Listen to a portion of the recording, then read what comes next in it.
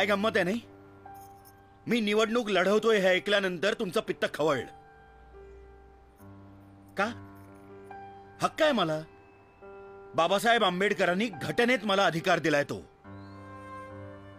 खुनी, दरोडेखोर, स्मगलर्स हे तुम्हाला खासदार आमदार म्हणून चालतात, पण एक प्रामाणिक मराठी माणूस आज राजकारणात जातोय असं म्हटल्यानंतर जणू काय मी तुम्हाला नरकात आणि मसणात घेऊन चाललोय अशी प्रतिक्रिया का?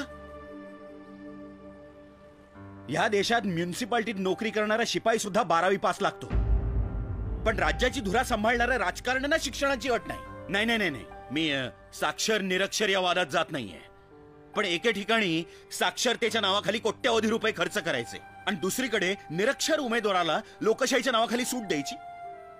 या सगळ्याची चीड न येण्या इतके शंड आहोत का आपण? राजकारण हा बदमाशांचा शेवटचा अड्डा हे आपण मान्यच केलेलं आहे, पण राजकारण हा बदमाशांचा अड्डा कोणामुळे झाला याचा कधी विचार केलाय? राजकारणी चोर, लाचखाऊ, भ्रष्टाचारी, उन्मत्त असं आपणच ओरडणार आणि पुन्हा पुढल्या खेपेला आपणच त्यांना निवडून देणार. आम्ही मतदान करायला कधी सोडून दिलंय? म्हणूनच तुम्ही जबाबदार आहात आजच्या राजकीय स्थितीला. निवडणुकीची सुट्टी तुम्ही हॉलिडे म्हणून साजरी करता आणि त्याचा फायदा घेऊन हे राजकारणी पैसे आणि बोगस मतांच्या जीवावर पुन्हा 5 वर्ष आपल्याला लुबाडायला मोकळे होतात.